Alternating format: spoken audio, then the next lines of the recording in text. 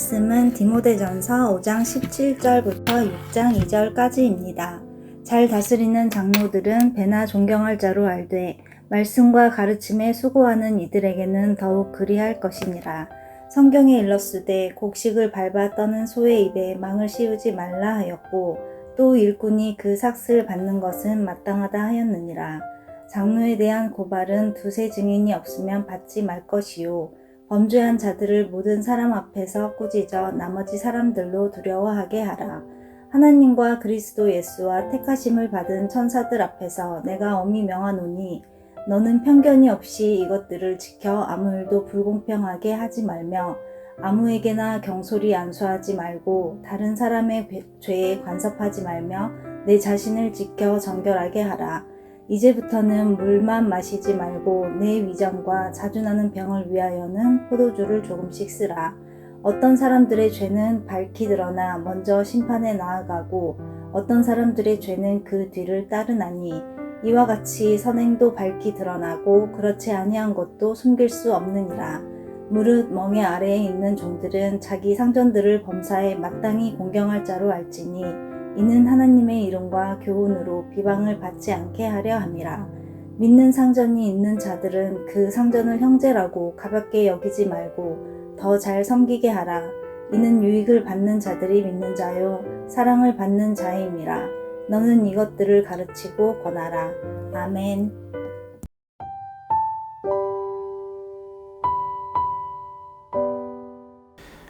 사회에는 제도라는 것이 있습니다.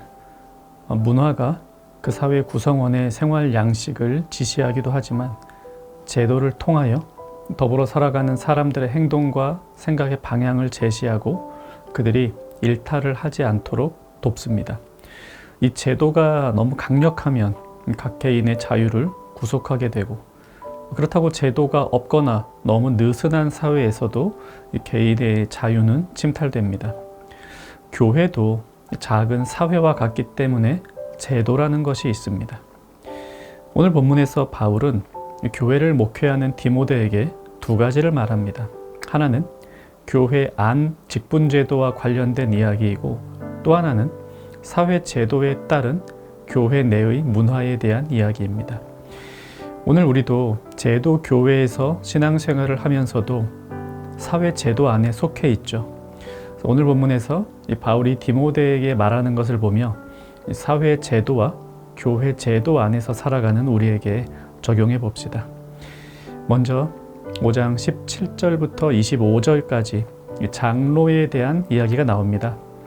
3장에서도 나왔듯이 당시의 장로는 현재 직분으로 치면 목사와 장로 이 두 직분을 합쳐서 부르는 명칭입니다.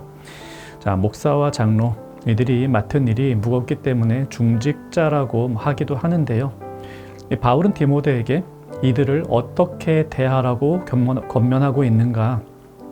먼저 17절에 보니 존경하라고 합니다. 근데 무턱대고 다 존경하라는 것은 아니고 잘 다스리는 장로들은 배나 존경하라 라고 말합니다. 그럼 잘 못하는 장로들도 있겠죠. 그들은 어떻게 해야 될까? 19절에 보니까 어떤 장로에 대해 성도 중 누군가가 고발을 하는 경우를 구체적으로 말합니다. 원칙은 이것입니다. 두세 증인이 없으면 받지 말 것. 근데 일견 좀 불공평해 보이기도 합니다. 그러니까 한 명의 성도가 한 명의 장로의 악행을 고발하면 듣지 말라는 겁니다. 그러다가 그런 증인들이 두세 명 이상 모이면 그때 가서야 들어주라는 말입니다. 이 장로라는 직분이 더 높은 직분이니까 뭐 이렇게 하는 건가? 차별을 하는 건가? 이런 생각이 좀 들기도 하죠. 하지만 바울이 이렇게 말하는 데에는 이유가 있습니다. 22절에 보니 아무에게나 경솔히 안수하지 말고. 이 구약 성경에서 안수를 받아 임직을 하는 직분은 세 가지였습니다.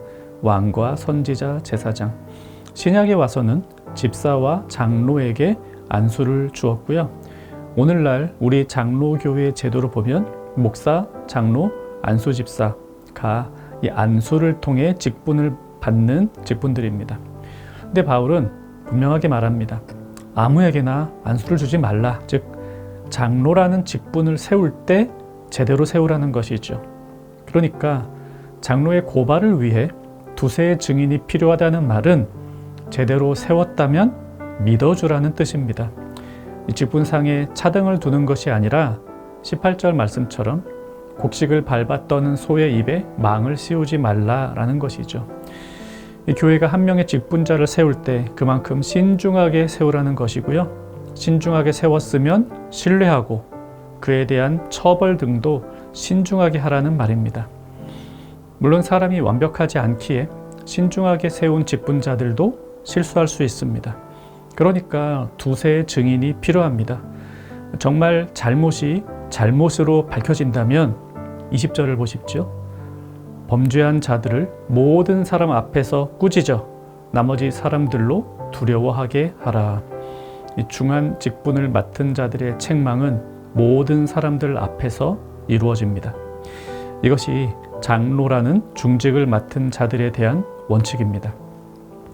이 원칙을 우리는 모든 직분자들을 향한 원칙으로 적용할 수 있습니다. 이 목사를 비롯한 교역자, 사모, 장로, 권사, 집사, 우리 교회가 직분자로 세우는 직분들인데요.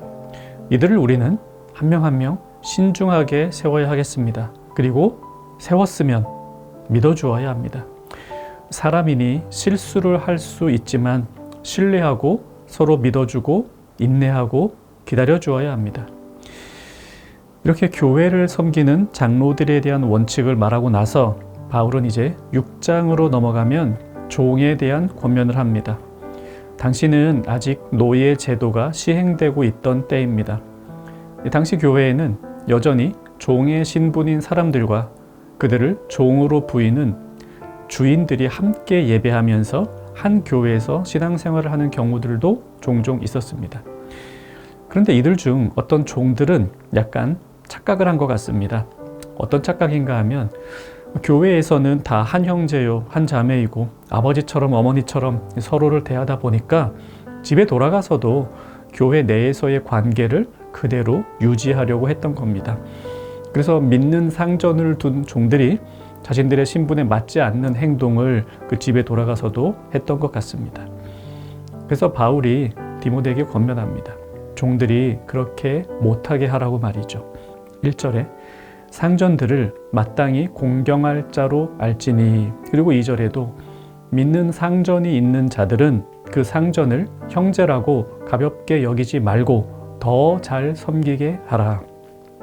이것이 디모데가 종이라고 하는 특정 부류의 사람들에게 해야 하는 가르침이었습니다.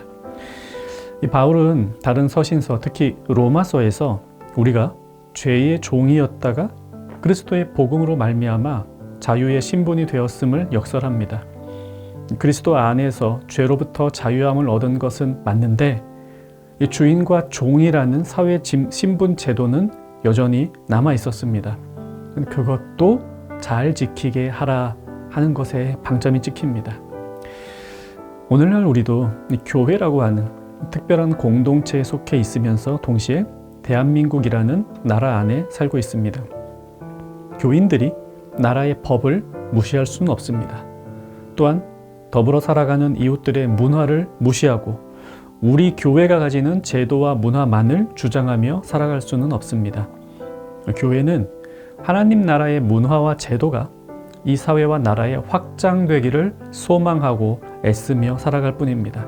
그러기 위해서는 먼저 그들을 이해하며 수용하는 자세와 더불어 잘못된 문화와 제도를 개선해 나가는 인내도 필요합니다. 하나님은 노예 제도가 틀렸다라는 것을 말씀하시지만 바울 시대의 교인들은 노예 제도 하에서 살아가야만 했습니다.